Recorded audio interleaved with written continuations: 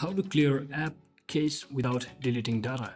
So hello guys, welcome back to my YouTube channel. If you're also facing such issue where your applications might not be working correctly, and in that case you might actually fix that issue yourself by actually deleting the case files instead of data.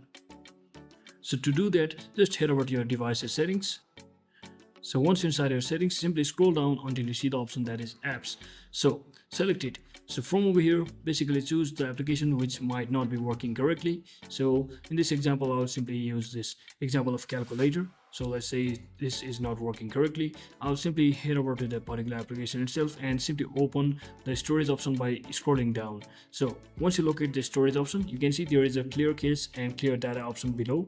So you don't have to actually clear data for the application to function properly. You can simply tap on this clear case and you can just restart the application which were not working correctly, and it should start working correctly. So that is it for today guys. Thanks for watching. Don't forget to like and subscribe. See you on the next one.